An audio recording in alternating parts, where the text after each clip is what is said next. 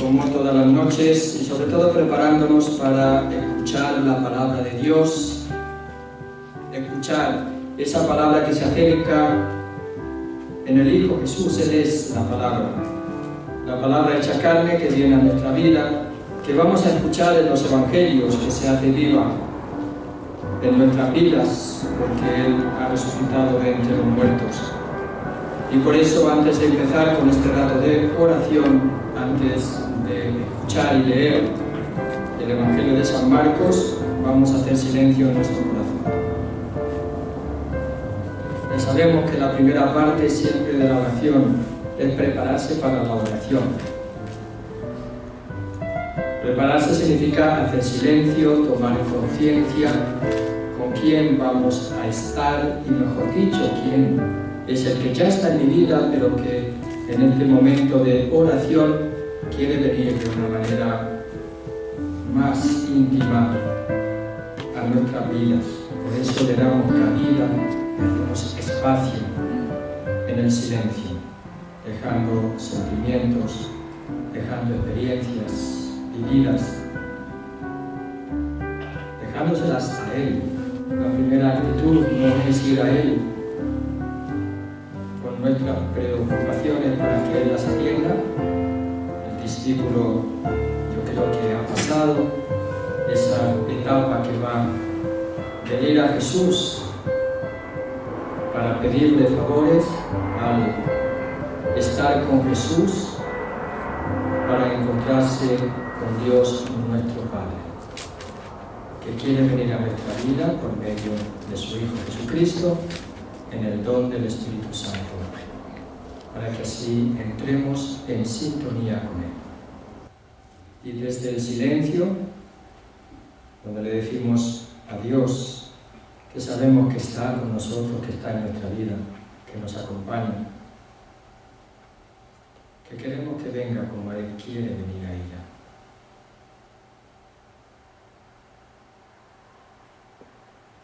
Y como queremos descubrir a Dios nuestro Padre, estando con Jesús, también recurrimos a su Hijo Jesús y le pedimos que lo conozcamos, que estando con Él sepamos conocerlo cada vez más.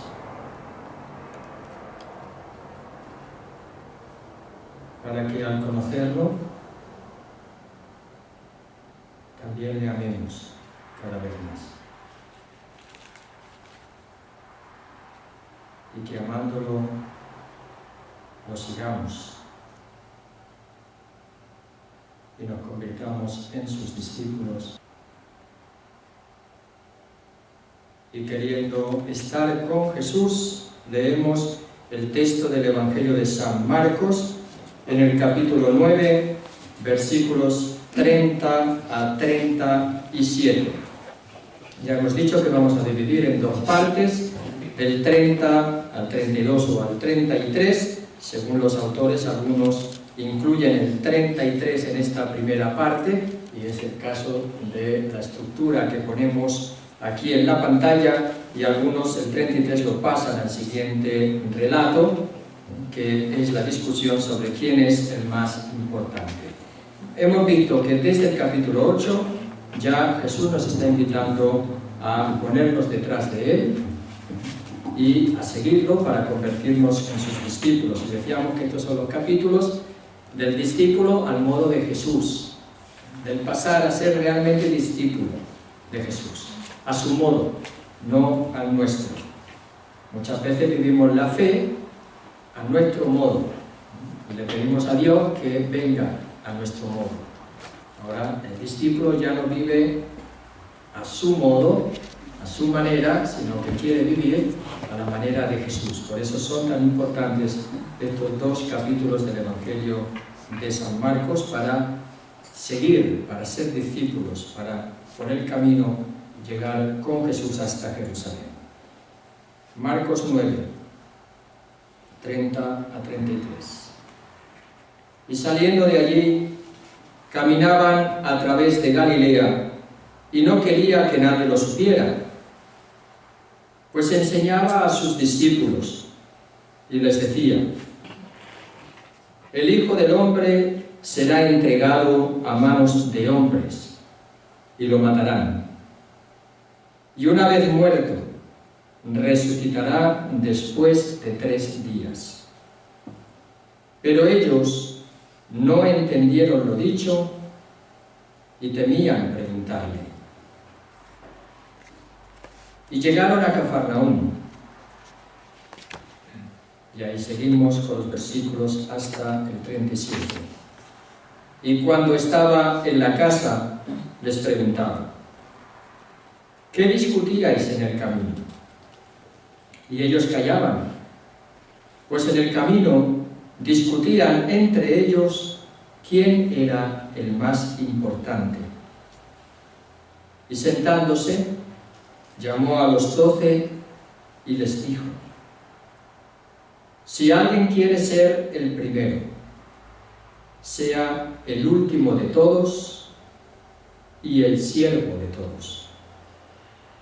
Y tomando a un niño lo puso en pie en medio de ellos, y abrazándolo les dijo: quien reciba a uno de estos niños en mi nombre, a mí me recibe. Y quien me recibe, no me recibe a mí, sino a quien me envía.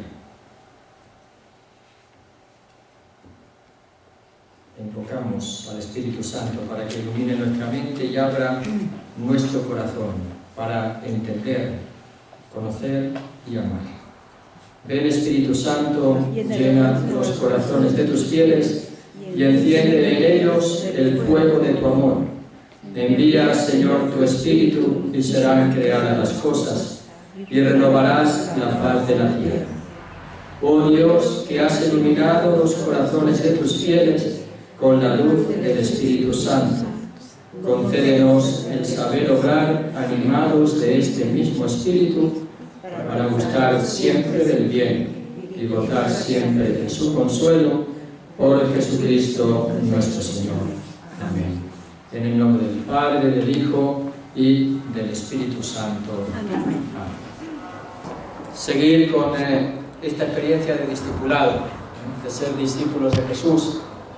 Han visto que siempre cuando tenemos un texto desde el Evangelio de San Marcos, en los sinópticos ponemos lo que son los paralelos en los Evangelios de San Mateo y en el Evangelio de San Lucas. Siempre va bien hacer una comparación para ver que hay una diferencia, aunque sea breve, entre uno y otro, para poder descubrir las características de cada Evangelio. Vamos a ponerle un anuncio, y sobre todo los versículos primeros, y ese primer anuncio lo podemos poner que es el anuncio de la muerte y resurrección. Segundo anuncio de la muerte y resurrección. Ya hubo un primero, ¿recuerdan? ¿Sí o no? ¿Y qué pasó después del primero? Que Pedro se escandalizó, ¿verdad? Pedro se escandalizó. Muy bien, tú eres el Mesías, pero después dice: el Hijo del Hombre va a ser entregado en manos de los ancianos. Hay un grupo de personas que surgían ahí en ese primer anuncio de la pasión, que lo van a condenar y llevarlo a la muerte, ¿recuerdan? Y ese grupo de personas correspondían con los estamentos religiosos y políticos de Israel, del pueblo de Israel. En este segundo anuncio, como veremos, no aparecen los ancianos, los escribas, los fariseos, no aparecen.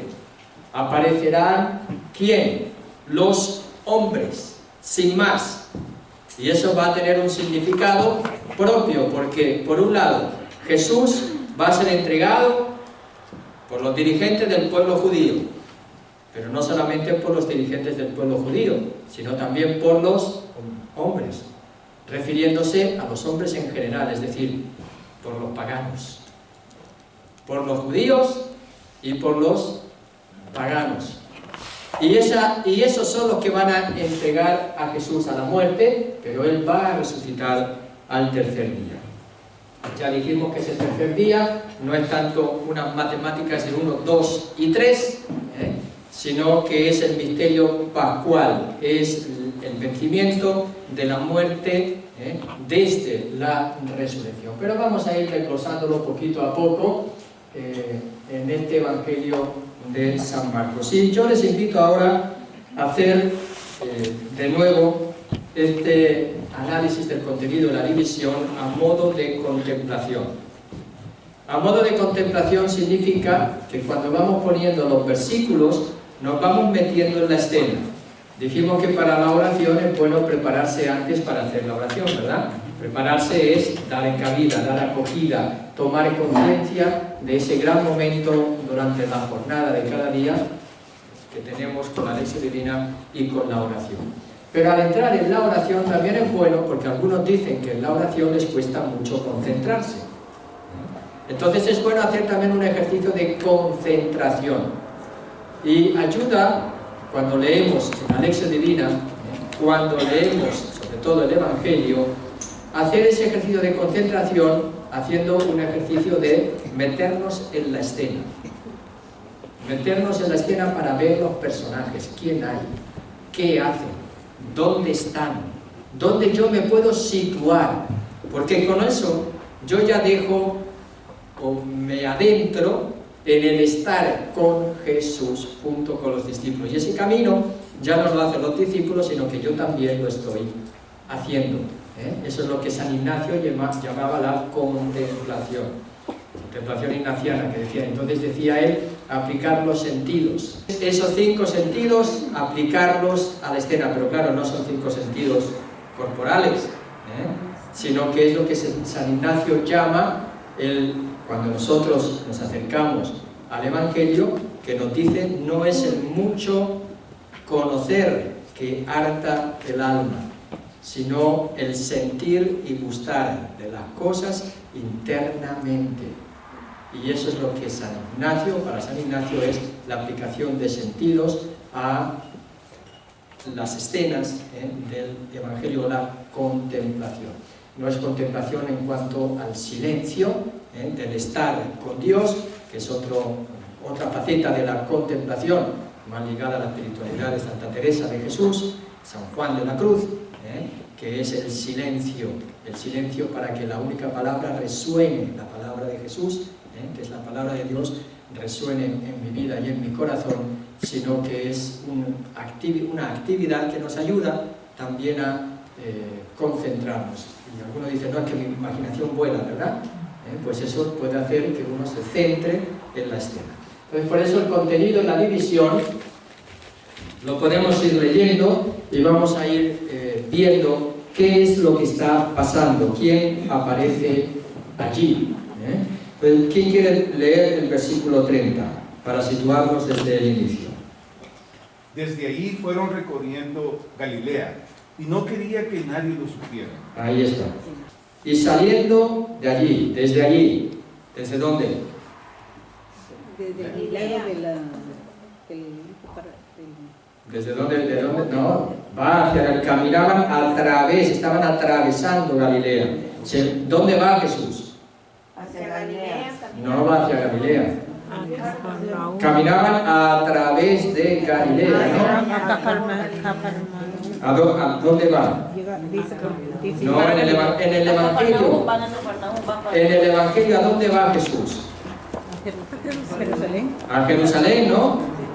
¿O no va a Jerusalén? Sí. En el camino va hacia Jerusalén. Estábamos en el camino de discipulado. Desde el capítulo 8. ¿Dónde va a ser crucificado? Va hacia Jerusalén. Por lo tanto, en ese camino hacia Jerusalén es donde les está dando esta enseñanza particular para seguirlo hasta Jerusalén. Después de dónde viene, que es lo que usted estaba diciendo, ¿verdad? Y salieron de allí. ¿De dónde salieron? De la transfiguración. ¿De dónde? Donde fue la transfiguración. De la transfiguración. Y cuando bajaron del monte, ¿qué se encontraron? A los discípulos que estaban allí discutiendo ¿con quién? Con los letrados, ¿recuerdan? Y una multitud, que estaba el niño y el padre del niño, el epiléptico, o el endemoniado que tenía sometido a ese niño con un espíritu mudo y sordo, y lo echaba y lo echaba espumarajos. Bueno, ya sabemos la historia, ya la hemos visto. Entonces, vamos a ver, viene de allí, sale de allí y caminan a través de Galilea. Entonces podemos poner que se aleja de la multitud, ¿no? No estaba con la multitud. Y además lo dice, no quería que nadie... Entonces lo que Jesús está haciendo es alejando a sus discípulos ¿de dónde? De la multitud. Porque iba enseñando a sus De la multitud. Entonces, en el camino de Jesús a través de Galilea hasta Cafarnaúm, sí, Jesús va a enseñar. Para que no los confundan, o para enseñarles a ellos, nos dirán más adelante. Todavía, de momento no quería que nadie lo supiera. Eso está significando que Jesús tiene una intención de estar a solas con sus discípulos. Lo quiere alejar de la multitud.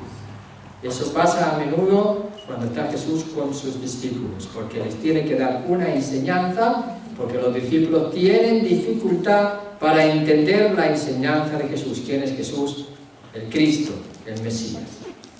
Versículo 31. ¿Quién lo puede leer? Porque iba enseñando a sus discípulos y les decía: el Hijo del Hombre va a ser entregado en manos de los hombres y lo harán morir, pero 3 días después de su muerte resucitará. Bien, pues Jesús quería o no quería que nadie lo supiera, los alejaba de la multitud, y ya podemos ir adentrándonos también, porque Jesús va a anunciarles algo importante. Les enseñaba, y lo pone como maestro. ¿Quién es el que enseña? El maestro. Lo pone a Jesús como el maestro que enseña, dado que está siguiendo o está invitando a ser sus discípulos, a seguirlo, a ponerse detrás de él. ¿Y cuál es la enseñanza que les da Jesús? Ya no puedo, aquí uno podría decir, bueno, dice de pie, se la daba enseñando, se la daba por el camino. Parece como que se la daba por el camino, como caminando con ellos, que les estaba enseñando. Precisamente porque ese caminar con ellos hacia Jerusalén está diciendo que Él está recorriendo ese camino hacia su muerte. Y en ese camino hacia su muerte les anuncia la muerte, y a la vez también les está invitando a los discípulos a que se pongan detrás de Él, es decir, a seguirlo. El Hijo del Hombre, ¿qué es lo que les va a decir? El Hijo del Hombre. ¿Ya surgió alguna vez esta terminología en el Evangelio de San Marcos? Podemos decir, le dice el Hijo del Hombre. Ahora pienso yo, ¿cuándo habló Jesús del Hijo del Hombre en el Evangelio de San Marcos? Ya varias veces, en el primer anuncio de la pasión, pero antes. En un milagro, ¿Eh? un milagro de cuando dijo el Hijo del Hombre tiene poder. El Hijo del Hombre tiene poder, ¿para qué? Para perdonar los pecados. Para perdonar los pecados. O sea, que esta figura del Hijo del Hombre, o Jesús que habla de sí mismo como del Hijo del Hombre, no es nuevo en el Evangelio de San Marcos, pero hay que volver a explicarlo para que no se nos olvide. Así que ya retenemos algo. El Hijo del Hombre tiene poder para perdonar los pecados. ¿Le dijo a quién? Al paralítico que lo llevaban entre 4. El Hijo del Hombre tiene poder para perdonar los pecados. ¿Quién es el que tenía poder para perdonar los pecados? Jesús. Sí, pero ¿cuál fue el escándalo? Solo Dios. Solo Dios. ¿Cómo dice? Solo Dios puede perdonar los pecados. ¿Dónde perdonaba Dios los pecados? ¿Dónde perdonaba Dios los pecados? ¿Bastaba con pedirle perdón? No. Los sacrificios. Había que ir a ofrecer sacrificios al templo. Es decir, el perdón de los pecados se daba por medio del sacrificio de los animales. No es el Evangelio de San Marcos, pero Jesús va a ser llamado el Cordero de Dios que quita el pecado del mundo. No es el Evangelio de San Marcos. Con esto quiero decir que Jesús se presenta como Hijo del Hombre, como Hijo del Hombre con poder para perdonar los pecados. Con eso está diciendo, si solo Dios puede perdonar los pecados, y los pecados se perdonan en el templo, con el ofrecimiento de parte de los sacerdotes de los sacrificios de animales, ahora Jesús, que es el que puede, que tiene poder para perdonar los pecados, y aquí dice que el Hijo del Hombre va a ser ¿qué?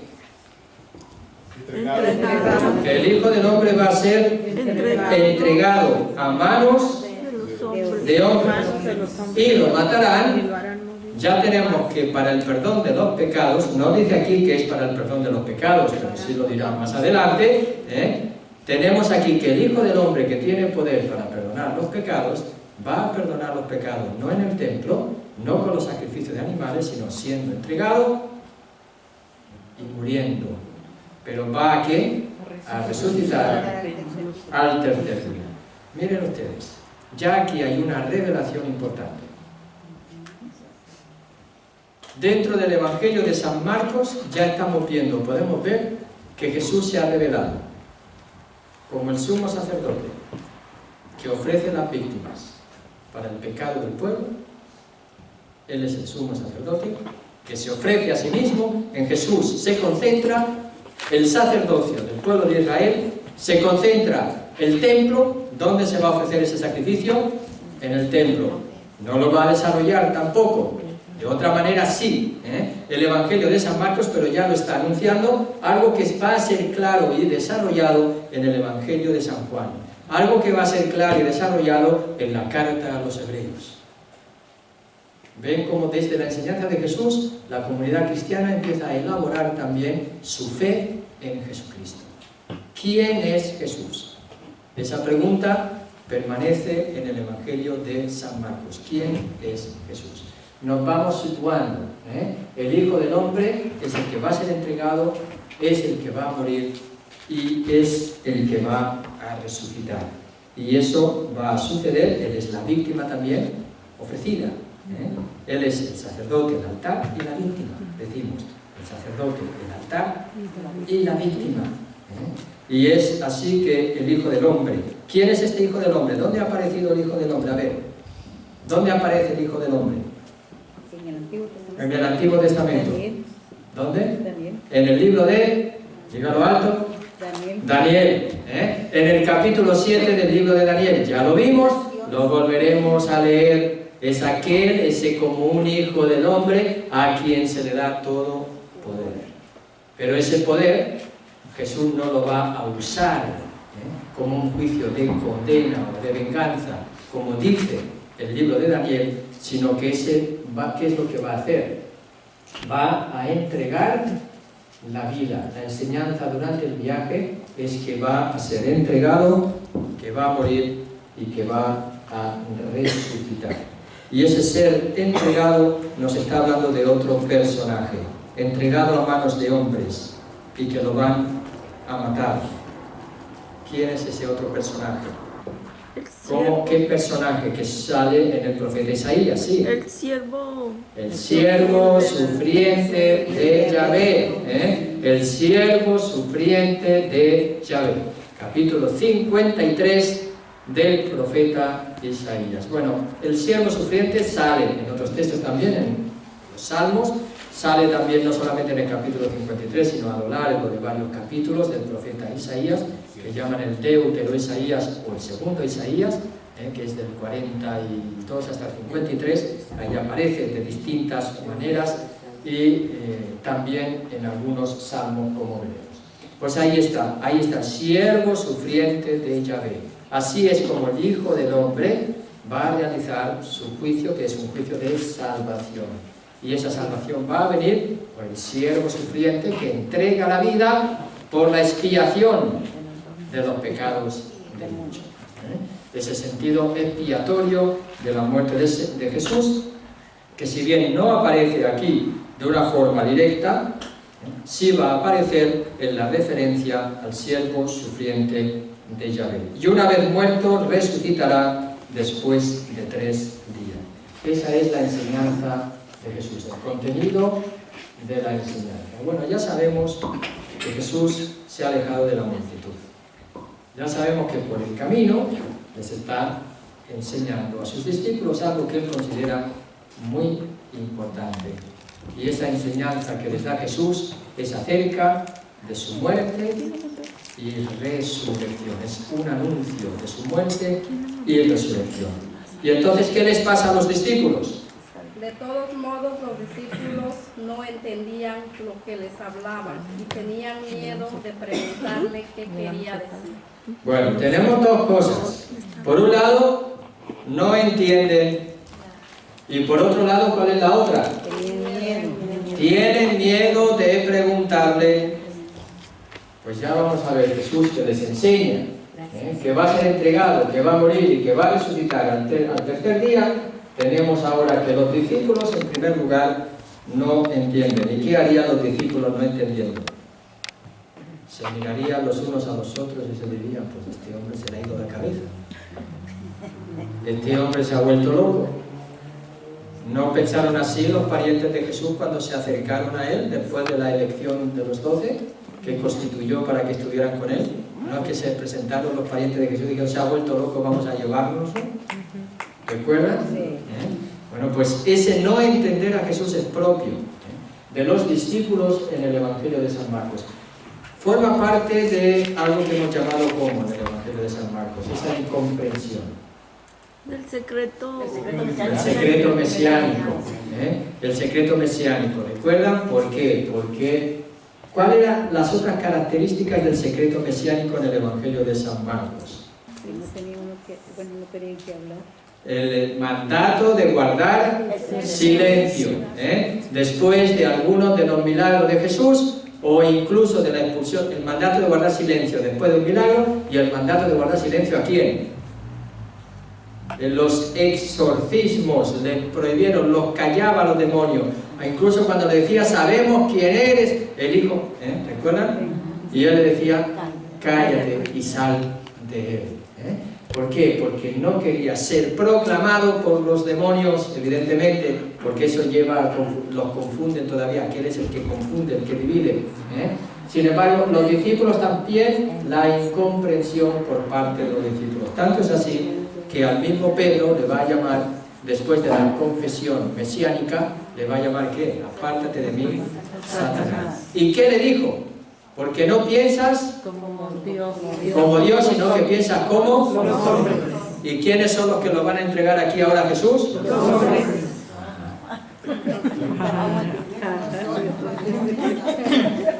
O sea, los hombres que no piensan Como Dios.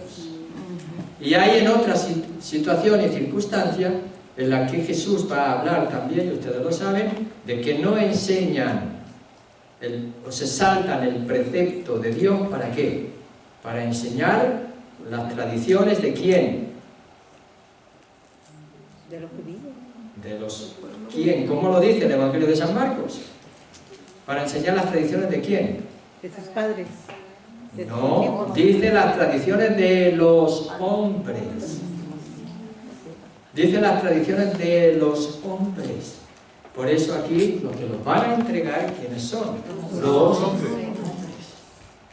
Los hombres, por lo tanto, son aquellos que viven al margen de Dios, que no piensan como Dios, que enseñan tradiciones humanas, pero no enseñan el mandamiento divino. Esos son los hombres que van a entregar a Jesús en este Evangelio, en este segundo anuncio de la pasión. ¿Y qué les pasa a ellos? Por lo tanto, no comprenden y tienen miedo. ¿Ustedes se imaginan el silencio?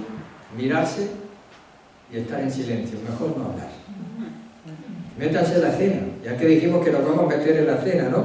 ¿Cómo estaría yo al anunciar? Y después, si yo sintiera este anuncio en algún momento determinado, no solamente de Jesús, sino en mi vida, que yo estoy esperando que tú me salves, que tú me des la vida, que tú me cures, que tú me arregles las situaciones y las circunstancias que yo estoy viviendo, y tú me estás diciendo que vas a ser entregado en manos de los hombres que te van a matar. Y eso por el camino, y además me apartas para que me entere bien, para que no me deje llevar yo tanto por todas las cosas que hay en la multitud. porque la multitud entusiasmada, ¿verdad?, por el exorcismo que hizo Jesús, expulsando el demonio del niño epiléptico, ¿verdad? Pues entonces, para quitar de ese entusiasmo, entonces para calmar los ánimos, de nuevo Jesús se lo dice en la soledad, en esa intimidad a los discípulos, retirándolos. Y el versículo 33, ¿qué es lo que pasa? Que Jesús llega a ¿dónde? ¿Lo pueden leer? Llegaron a Cafarnaúm. Vamos a dejarlo hasta ahí, hasta ahora. Porque así esto podía concluir. Podía concluir este relato aquí. Pero esto lo han puesto dentro de la siguiente afirmación o pregunta de Jesús cuando llegaron a Cafarnaúm. Bueno, digamos que saliendo de allí llegaron a Cafarnaúm. Estilísticamente, ¿verdad? O redaccionalmente, vamos a decir como narración, pues empieza, salieron de allí y llegaron a... Ahí se cierra, ¿no? Pero algunos ese llegar a Cafarnaúm lo ponen con la escena siguiente, que es cuando Jesús les pregunta de qué discutían por el camino. Después leemos. Hasta aquí vamos. ¿Ya se han metido en la escena?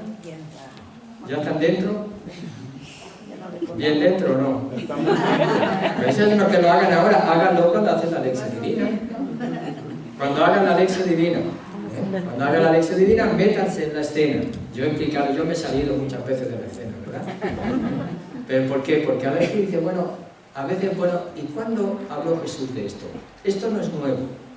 Tenemos que pensar también en esas cosas cuando leemos el Evangelio, porque si no nos salimos del camino, nos salimos de la experiencia completa que estamos viviendo y nos paramos solo en un texto determinado y ahí como que nos aislamos ese texto del camino que estamos recorriendo y no sabemos cómo unir unas cosas con otras. Y sin embargo, para seguir a Jesús es bueno que sepamos unir unas cosas con otras para que no caigamos solamente en centrarnos en un punto determinado y ahí no salimos de ahí, que ese es el peligro que sería, ¿verdad? Por eso les he dicho, ¿dónde salió el Hijo del Hombre? ¿Y dónde habla Jesús en el Evangelio de San Marcos? Para ir relacionando unas cosas con otras. ¿Cómo se va a realizar todo eso que les he dicho? En el Calvario. Ahí se va a realizar. Ahí es donde Jesús va a perdonar los pecados, ¿verdad? Ahí es donde va a realizar el juicio. Ahí es donde Jesús no se ve que no ha realizado un juicio de venganza, sino que es un juicio ¿de qué? De salvación, por el perdón de los pecados. Y es ahí. Ahí se ve cómo Jesús no va hacia el poder. Ahí se ve cómo Jesús nos está enseñando que Él no va a ser el Mesías político esperado, el Mesías nacionalista, el Mesías restauracionista, el Mesías celota, el Mesías restaurador de la ley judía o aquel que perfectamente cumple la ley judía y por lo tanto nos va a enseñar también a cumplirla a nosotros, que el Mesías no va a ser solamente aquel que va a restaurar el culto del templo, sino que vamos a decir que aboliendo o llevando a plenitud, como dirá San Mateo, el domingo que viene dirá que no es abolir, sino llevar a plenitud, pero no estamos en el Evangelio de San Mateo. Estamos en el Evangelio de San Marcos. Y para San Marcos, si es aboliendo la ley, el templo, pues Jesús va a realizar en su misma persona la salvación. Cafarnaúm, ¿cuál es el simbolismo? ¿Es donde ellos van a empezar a actuar ya? Cafarnaúm. Cafarnaúm es el sitio donde Jesús empezó su ministerio. ¿Recuerdan? ¿Qué hizo en Cafarnaúm? Pues entró a la sinagoga. Entró en la sinagoga de Cafarnaúm y allí ¿qué hizo? Le expulsó a un hombre que estaba poseído por un espíritu inmundo. ¿Y qué pasó ahí? Ahí es donde ese espíritu inmundo confesó por primera vez a Jesús como ¿quién? Sabemos quién eres, el Santo de Dios, el Mesías, el consagrado, decía él, el Santo de Dios. Y lo expulsó, ¿verdad? Y ahora en Cafarnaúm, oyendo hacia Cafarnaúm, él se presenta como el Santo de Dios Mesías, sí, pero no como el del espíritu de la sinagoga, Recuerdan que el hombre poseído del espíritu inmundo en la sinagoga representaba la enseñanza oficial del pueblo de Israel. ¿Por qué? Lo decíamos porque se comparaba la autoridad de Jesús. Él enseña con autoridad, no como los escribas y los fariseos. El que tenía poseído en la sinagoga, se surgió un hombre y le dice: ¿acaso has venido a destruirnos? ¿A quién? A los escribas y a los fariseos. Ya lo explicamos en el capítulo de... Entonces, Cafarnaúm es ese espacio donde Jesús ha empezado su ministerio como el Hijo del Hombre, sí, el Mesías, pero que viene con poder expulsando a los espíritus inmundos, y que ahora ese poder lo va a realizar en Cafarnaúm también, que va yendo, pasando por Cafarnaúm, anunciando que no va a ser a través del poder y del triunfo, sino a través de la entrega de la vida, que se tendrá que expresar y realizar en sus discípulos en el seguimiento con el servicio de los unos a los otros. En Cafarnaúm después se fue a la casa también, ¿verdad? ¿A casa de quién? De Pedro. A casa de Pedro. ¿Y qué hizo allí en la casa de Pedro? Oró a la suegra de Pedro. ¿Y sanó a la suegra de qué? De fiebre. De la fiebre, ¿verdad? ¿Y qué le impedía la fiebre? Servir. Y ahora en Cafarnaúm les va a dar una enseñanza en la casa a través del niño sobre el servicio. A través de esa discusión que tienen por el camino los discípulos de a ver quién es el más importante. Como si no hubiesen entendido desde el principio Jesús. Dice que les va a librar de la fiebre, representada en la suegra de Simón, ¿verdad? Que les permite ponerse al servicio. ¿Cuáles son las fiebres que les impedían a los discípulos ponerse unos al servicio de los otros, a una comunidad que le puede impedir ponerse al servicio los unos de los otros? Pues lo que los discípulos están haciendo, discutir a ver quién era el más importante. Pero no hemos llegado ahí todavía. No hemos llegado ahí todavía en el Evangelio de San Marcos. Por eso tenemos que ser librados primero de esa fiebre. La fiebre del prestigio, de buscar el prestigio, de buscar el poder, de buscar los primeros puestos. Tenemos. ¿Cuál es la primera condición del seguimiento? El que quiera venir detrás de mí, ¿qué tiene que hacer? Negarse a sí mismo. Cargar con su cruz y seguirlo. ¿Qué significaba cargar con su cruz? Ya dijimos, estar dispuesto a.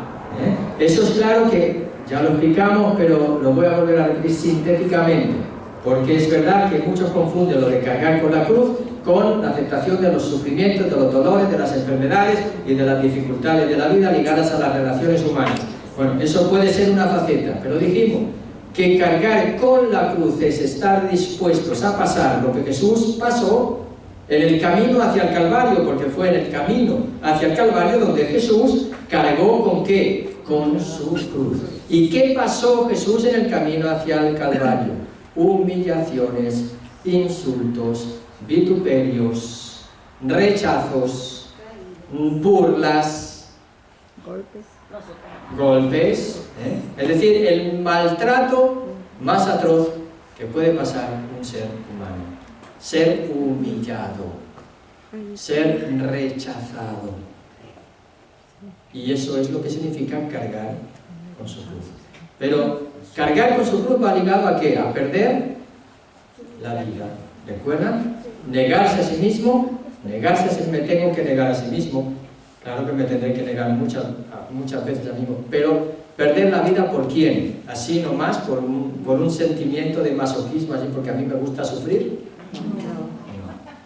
Perder la vida por Jesús y el Evangelio, la buena nueva. Perder la vida por Jesús, eso es cargar la cruz.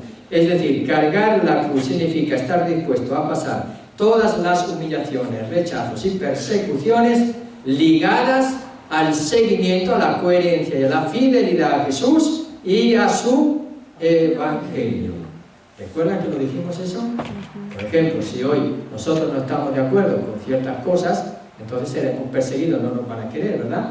Y si nosotros decimos que no estamos de acuerdo con el aborto, y si nosotros decimos que es una injusticia, ¿verdad?, que a los inmigrantes se les trate como se les está tratando, y si nosotros decimos que no estamos de acuerdo con la eutanasia, o que no aceptamos la ideología de género y todo ese tipo de cosas, ¿verdad?, que el matrimonio es entre un hombre y una mujer, y no entre dos hombres y dos mujeres, o otros tipos de matrimonios, entonces, ¿qué nos van a pasar? No nos van a aceptar, nos van a querer eliminar, diciendo que lo más fácil para eliminar que pues, son católicos, son protestantes, son personas religiosas normales. Las personas religiosas son bobos. En definitiva, diciendo eso es convencerse de que estos son fanáticos. Estos son fáciles, cuando no se dan cuenta que el cerebro se lo están lavando a todos aquellos que se tragan todos los discursos, por ejemplo, del aborto o de la ideología de género o del feminismo. Es un trabajo del lenguaje, que se está usando para que al final nosotros hacernos borregos, pensando todo lo mismo, ¿verdad? Y de todas maneras acudir también, porque detrás hay negocios también, y detrás hay comercio de todo esto. Pero bueno, esto es otro tema, pero digo ser perseguidos, ¿no? Cargar por la cruz. Es lo que decía, van a Cafarnaúm, pues ahí van a tener que aprender el espíritu del servicio. Estos textos, 8 a 10, capítulo 8 a 10, son claves para el discipulado. Ya los he dicho muchas veces. Claves para el discípulo misionero y por lo tanto claves en una comunidad parroquial o en cualquier tipo de grupo o movimiento cristiano para entender el espíritu con el que en una comunidad hay que servir. O sea, clave para los ministerios en la iglesia. Clave, porque ese es el espíritu con el que nosotros tenemos que servirnos unos a otros. Y todos los problemas que hay en nuestros ministerios muchas veces y parroquias es debido a que no hemos hecho antes una experiencia de ser discípulos de Jesús al estilo de Jesús. Y hemos querido servir simplemente porque a mí me gusta estar en este sitio. Sin discernimiento de carismas. Y en cuántas comunidades tenemos que aguantar aquel que se cree que tiene el carisma del canto y sin embargo no da una nota ni da pie con bola cuando canta. Pero no le digas nada porque si no, o aquel que se quiere poner a predicar sin tampoco ser capaz de elaborar un discurso que tenga una cierta lógica, por lo menos.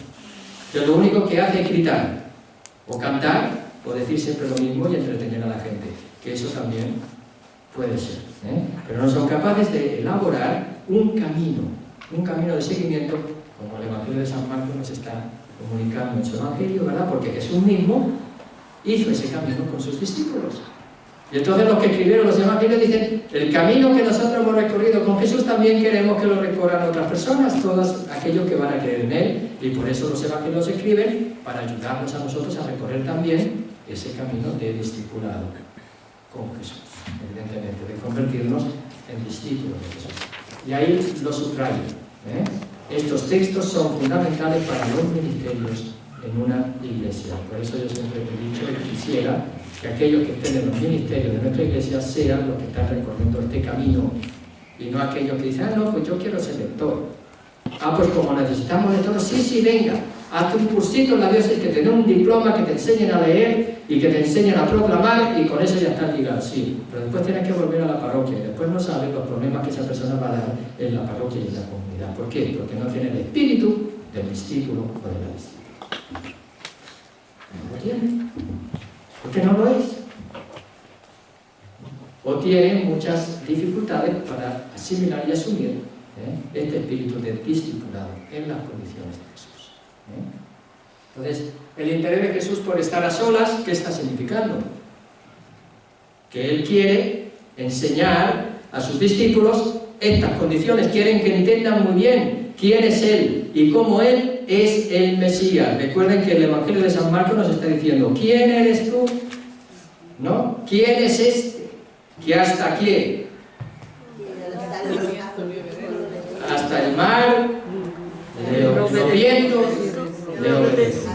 ¿Quién es? Y al final, en el capítulo 8, en ese culmen, ¿qué es lo que preguntó Jesús a sus discípulos? Primero, ¿quién dicen los demás? ¿Qué soy yo? Que es el Hijo del Hombre. ¿Quién? Y después, ¿quién dicen? Ustedes. Que soy yo. A Jesús le interesa que nosotros digamos quién es Él. Y si Él es el Mesías, evidentemente, que sepamos lo que digamos. Es decir, que sepamos que el Mesías va a ser entregado, va a morir y va a resucitar. Y al saber que Él es el Mesías, Hijo del Hombre, siervo, el siervo sufriente de Yahvé, nosotros estamos dispuestos a seguir detrás de Él. Ya, si he entendido esto, a lo mejor ya podemos hablar de un ministerio dentro de la iglesia. Pero antes, lo que pasa es que muy pocos se toman el tiempo de Jesús también para caminar con sus comunidades. Y eso es lo que estamos haciendo en las comunidades bíblicas. Caminar para que seamos discípulos, después nos sirvamos unos a otros en el Espíritu de Jesús, siendo discípulos de Jesús. No formando después jaleos y discusiones y disputas, porque no entendimos. Eso va a pasar igual, no que nos vamos a librar de ello. Porque eso al final forma parte de la condición humana, pero por lo menos ya estamos ahí, ¿no? Por lo menos nos podemos decir, oye, recuerda, ¿qué dice Jesús en el capítulo? ¿Qué dice Jesús ahí? Que tienes que buscar qué, que tienes que estar dispuesto a qué. Bueno, pues eso es lo que te está pasando. ¿Estás dispuesto o no estás dispuesto? ¿Estás dispuesto o no estás dispuesto? Bueno, pues ya, se acabó la disputa. Medita un poquito más las condiciones del discipulado. Por eso Jesús está interesado, ¿por qué? Por estar a solas con sus discípulos. Quieren que se enteren muy bien, porque ellos van a ser los que van a fundar las comunidades cristianas. Ellos van a ser los testigos de Jesús. Ellos van a ser los que se van a encargar después de enseñar la buena noticia a todas las naciones. Claro que Jesús les va a dar su espíritu para acompañarlos, guiarlos, consolarlos, ¿verdad? Iluminarlos. Pero Él tiene que enseñarles. Esa enseñanza de Jesús, no sé si ustedes se la han imaginado. ¿Ustedes creen que Jesús enseñó esto nada más que una vez? Yo creo que no. Si allí dice que no entendían. Aquí ya, por lo menos nos pone este Evangelio 3 veces. Metodología. Lo llaman como maestro. Entonces él usaba también métodos para que sus discípulos retuvieran lo que él les enseñaba. No solo hablaba y hablaba y hablaba, no que también. Exactamente. O sea, lo que ellos nos cuentan es porque lo tienen retenido. Y a veces nos lo cuentan en varias etapas. Es verdad que ya dijimos que no lo cuentan solamente todos igual, ¿no? Porque no solamente es que lo cuentan, sino que también lo adaptan a las circunstancias de sus oyentes.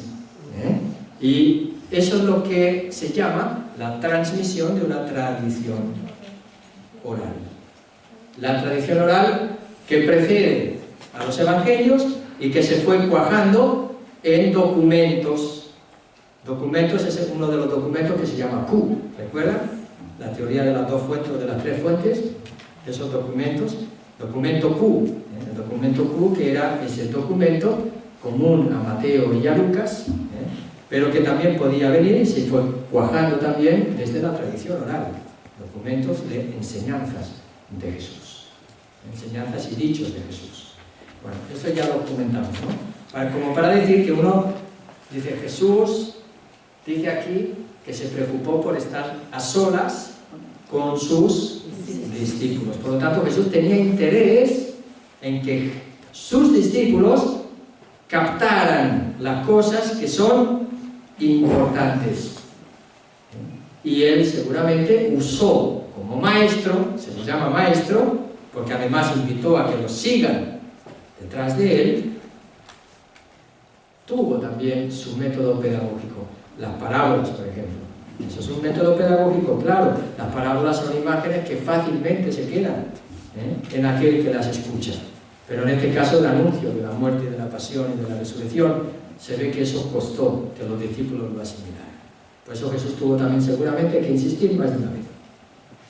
Cuando él empieza a descubrir también su destino y él sabe el destino del profeta y él sabe que como se están poniendo las cosas, ahí está el proyecto del Padre sobre él. Y está dispuesto a llevarlo adelante. El Hijo del Hombre va a ser ¿qué?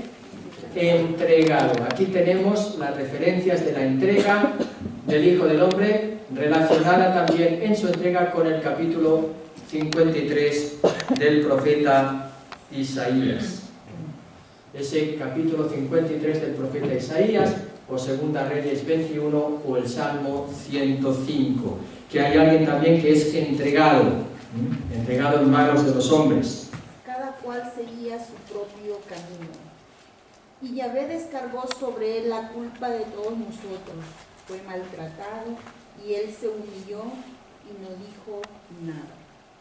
Quiso Yahvé destrozarlo con padecimientos y él ofreció su vida como sacrificio por el pecado. Por esto verá a sus descendientes y tendrá larga vida, y el proyecto de Dios prosperará en sus manos, porque se ha negado a sí mismo hasta la muerte y ha sido contado entre los pecadores cuando llevaba sobre sí el pecado de muchos e intercedía por los pecadores. Incluso aquí dice, se ha negado a sí mismo, incluso dice, ¿verdad? A nosotros dice que nos tenemos que negar a nosotros mismos. Forma parte de tomar la cruz. Pero como ven, es un relato de Jesús en la pasión. Es un relato de Jesús hecho por el profeta Isaías, que se escribe 700 años antes de Jesucristo.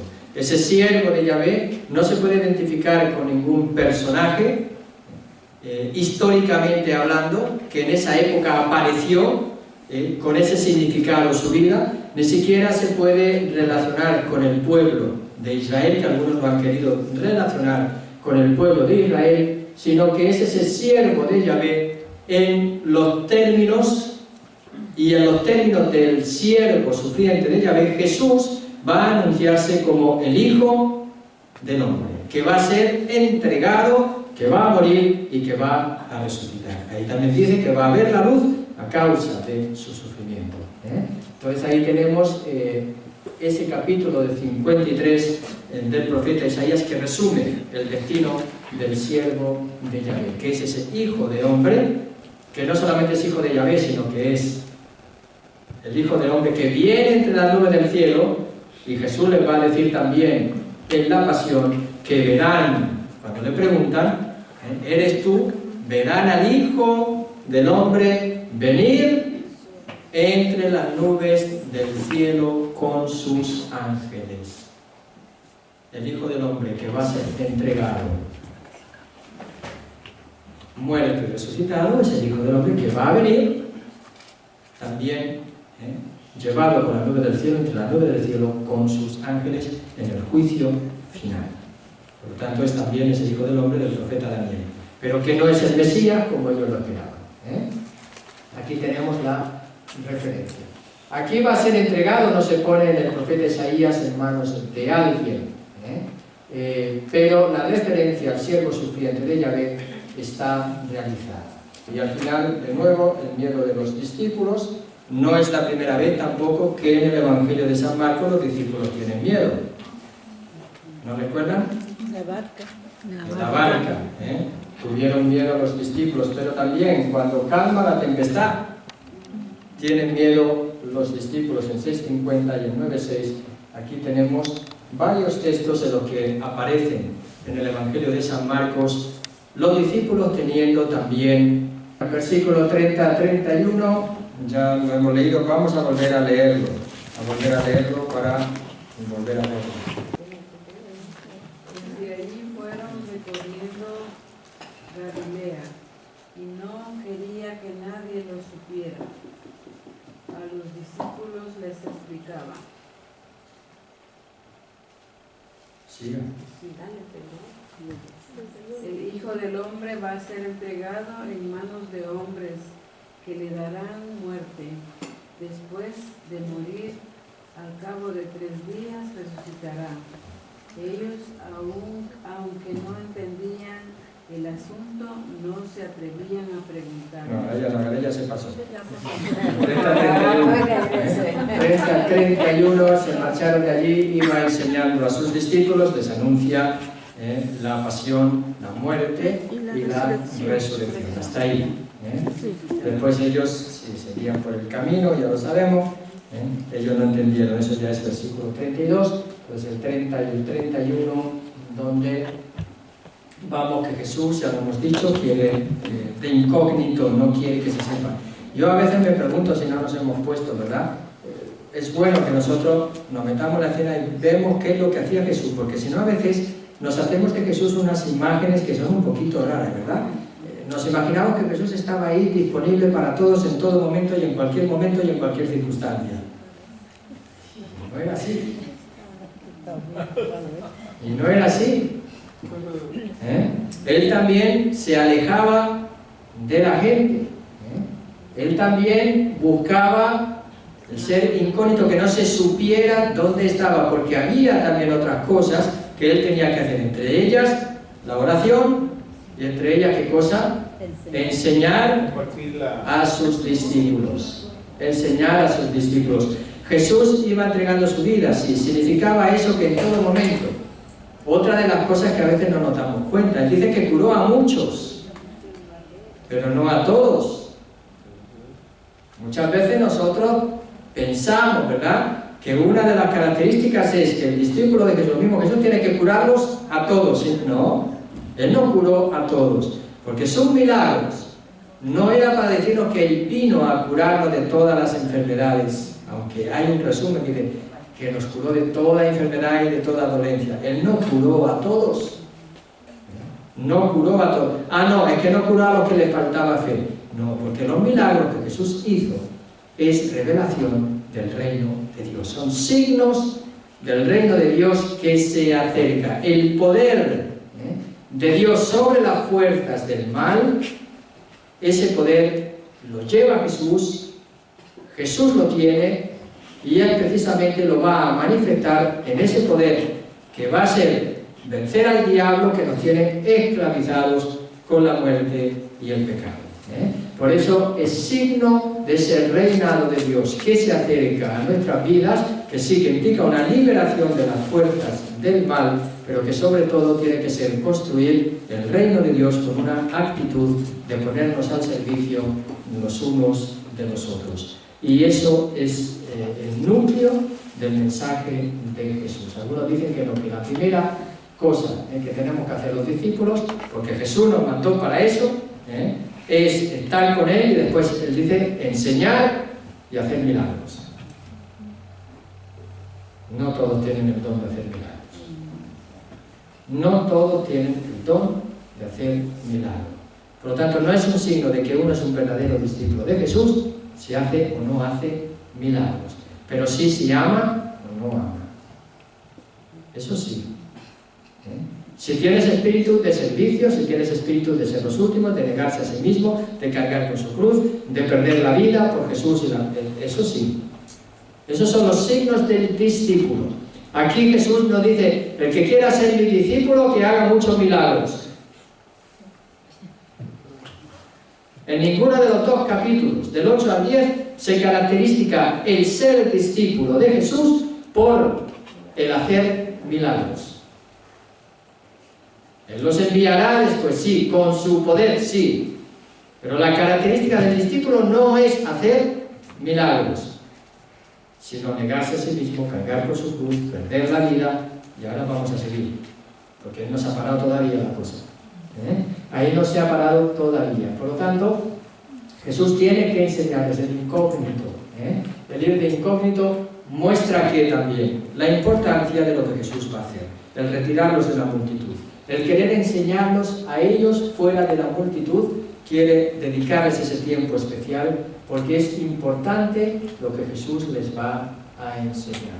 Y eso forma parte de ese grupo de 12, de los 12, que van a ser la base de la Iglesia de Jesús y que se van a convertir todos ellos en fundadores de las nuevas comunidades y fundadores de la Iglesia, una Iglesia fundada sobre el fundamento de ¿quién? De los apóstoles. Por eso Jesús quiere formar bien y estar, yo diría, tener ese cuidado de que esa enseñanza no se pierda.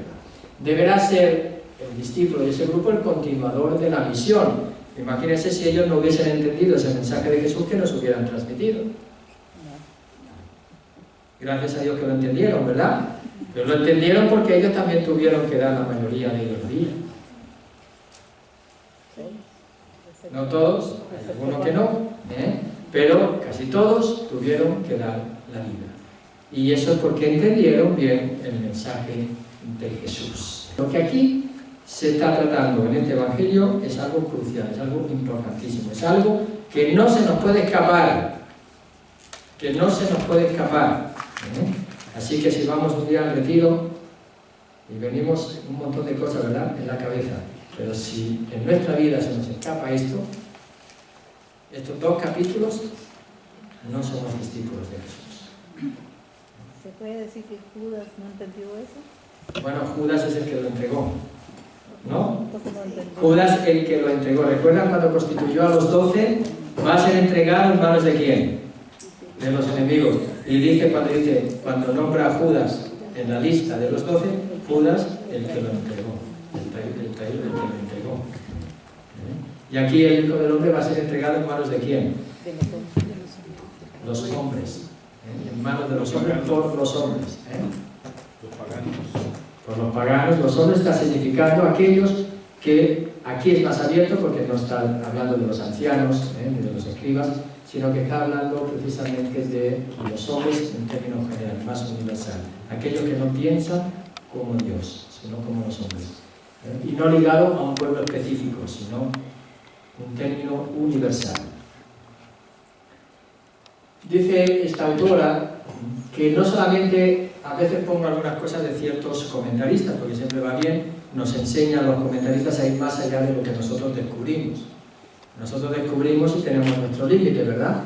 Pero al leer los comentarios de personas que entienden un poquito también la manera de expresarse, las costumbres, las maneras de hablar, la lengua en la que se escribieron los evangelios, nos hacen percibir datos, detalles, enseñanzas que a nosotros ni se nos ocurriría pensar en ellas. Por eso a mí me gusta leerlas porque forma parte de la lección divina. Saber qué dice el texto es mirar también a aquellos que han estudiado el texto, cómo lo interpretan y cómo nos van comunicando también el mensaje en lo más posible que Jesús nos está dando en los evangelios. Dice, no solamente para ser desapercibido, no solamente se aparta para que no lo vean, sino para priorizar la enseñanza con los suyos. Por lo tanto, acentúa la enseñanza. Que Jesús se aparta, se marcharon de allí de la multitud, es para enseñar, es para enseñar. Por lo tanto, si nosotros también nos tenemos que apartar para estar solo con Jesús, para recibir ¿qué? Su enseñanza. Eso es la oración. Recuerdan que esta clase de demonios no puede expulsarse nada más que con ¿qué? Justo lo que venía. ¿Qué es lo que hace ahora Jesús con sus discípulos? Apartarse. ¿Para qué? Para enseñarles. ¿Qué es la oración? Estar aparte con Jesús para que Él nos enseñe. No solamente ir a las clases bíblicas, ¿verdad? O a las charlas o a los retiros, no. Estar aparte con Jesús para que Él nos enseñe. Esa es la oración. Apartarnos. Por eso nosotros también necesitamos apartarnos para orar. Es que no se puede orar. Yo cuando voy en el coche voy orando. Muy bien, qué bueno que vaya orando en el coche. Pero no está aparte. No está con Jesús a solas. Está en torno de la multitud. Y mejor que no se distraiga mucho porque después va a venir el coche y no lo va a ver. Un carro. No hay que distraerse. Cuando uno está manejando hay que manejar. No ponerse a orar. Aunque uno pueda orar también manejando, pero no hay que ponerse a orar cuando va manejando. Cuando estás orando, estás solo con Jesús. Por eso eso es importante. ¿Para qué? Porque Él quiere enseñarnos a nosotros también. Él quiere también enseñarnos a nosotros. Con ello, también hay que ir señalando ese cambio de prioridades. Sabemos que Jesús quiere enseñarnos, Él es el Maestro, y también nuestras prioridades en la vida. ¿Cuáles son nuestras prioridades? Hay personas que no encuentran ningún espacio, ningún tiempo, ningún momento para orar, pero sí encuentran momentos para otras cosas y para perder el tiempo. Muchas veces se pierde el tiempo en tantas cosas, pero para orar no se tiene tiempo. Yo creo que es porque no conocemos y no amamos. Entonces por eso es que cuando no conocemos con quién vamos otros dicen perder el tiempo, ¿verdad? Pero yo digo, bueno, no sabemos por qué nos vamos a sentir. No, perder el tiempo recibiendo la paz, ¿Verdad? perder el tiempo recibiendo el amor de Dios, perder el tiempo recibiendo la posibilidad y la capacidad de perdonar, perder el tiempo ganando la posibilidad de comprender y de acoger y de estar con los demás y de entregar tu vida. La oración te da todo eso en la vida, es decir, lo más importante. La oración, y en la oración nosotros recibimos lo más importante y la actitud adecuada para estar en este mundo. Como lo que no se conoce, no se ama. Solo desde la oración puedo ver yo una telenovela después. Miren lo que les estoy diciendo. Solo si oro, yo puedo ver después una telenovela, pero la tengo que ver desde Jesús. Si la veo. Siempre la tendré que ver desde mi relación con Jesús. O puedo estar en cualquier ambiente, o puedo estar en cualquier situación. Ahora, estar en cualquier ambiente, situación, o viendo cualquier cosa sin Jesús, peligro. Ahí sí que estamos arreglados. Ahí seguro que no vamos a hacer las cosas bien hechas. Ahí seguro que vamos a meter la pata bien metida. En cuanto a lo que es actuar desde la interioridad del Espíritu Santo, desde el don del Espíritu Santo. Por eso es tan importante la oración en la vida, la lección divina. La oración es solo lección divina. No es solo lección divina, pero creo que es la base. Yo creo que es la base, ¿por qué? Porque está basada y nutrida desde la palabra de Dios. Y eso es la lección divina. La lección divina nos da el Espíritu de Jesús. Porque es el contacto de estar con Jesús. Y al estar con Jesús recibimos su Espíritu continuamente, ¿verdad? Entonces, ahí es donde es importante que nosotros no solamente veamos en este texto que Jesús se toma el tiempo para estar con sus discípulos y se lo toma apartándolos de la multitud, sino que al ser enseñados por Jesús, nosotros cuando leemos, venimos a estas comunidades bíblicas, hacemos la lección divina en nuestros hogares, tomamos en cuenta y tomamos conciencia de que Jesús también, no solamente nosotros le apartamos el sitio, sino que Jesús también nosotros nos aparta para enseñarnos, para que entendamos bien su mensaje. Él nos aparta para enseñarnos, como hace con los discípulos de Jesús, para que entendamos bien, en este caso, en qué consiste ser sus discípulos. A partir del capítulo 8, que Jesús empieza a dar la enseñanza a sus discípulos para que entiendan en qué consiste seguirlo detrás de él, ya no va a curar a más enfermos, ya no va a expulsar a más demonios, ya no va a dedicarse a la liberación de los necesitados, va a dedicarse a enseñar. Porque es tan importante entender qué significa seguir a Jesús. Pues esta enseñanza irá también en detrimento de la atención a los más necesitados, los aparta de la multitud, donde se iba descubriendo el reino. Vamos a decir que Jesús en estos capítulos cambió de estrategia. ¿Recuerdan desde el capítulo 8 que dijimos que Jesús cambió la estrategia? Pero no del todo todavía. Todavía curó al epiléptico, que vimos, al endemoniado epiléptico, que vimos en los relatos anteriores. Pero ahora ya no. Ahora Jesús directamente se va a ir a la enseñanza. Los discípulos con los milagros no entienden a Jesús. lo confunden, se lían, se hacen un lío, no saben muy bien en qué consiste eso de tener fe o ser discípulos suyos. Por eso Jesús se lo va a ir enseñando camino de Jerusalén. Esa incomprensión que se mostró en Cesarea de Filipo, ahora se muestra también y se sigue mostrando en sus discípulos, que empiezan a tener miedo y no comprenden lo que Jesús les está diciendo por el camino hacia Jerusalén, de que va a ser entregado, de que en manos de los hombres, y que lo van a entregar en manos de los hombres y que lo van a matar. Entonces, esa necesidad de la muerte y la resurrección no fue entendido sino después de la Pascua por los discípulos de Jesús. Por eso Jesús les dedica el tiempo para que ellos entiendan no solamente lo que le va a pasar a él, y aquí lo dejamos, sino lo que ellos van a tener que estar dispuestos a vivir en su vida para seguirle y ser sus discípulos. Vamos a hacer la oración final en el nombre del Padre, del Hijo y del Espíritu Santo. Te damos gracias, Padre Dios, Padre bueno, porque tú nos estás enseñando y nos estás acercando y atrayendo hacia tu Hijo Jesús. Te damos gracias porque caminando con Jesús, Él nos está invitando a seguirlo, y te pedimos que siguiendo a tu Hijo Jesús aprendamos de Él cómo seguirlo. Señor Jesús, a que nos convirtamos en tus discípulos, que sepamos seguirte por el camino hacia Jerusalén en tus condiciones,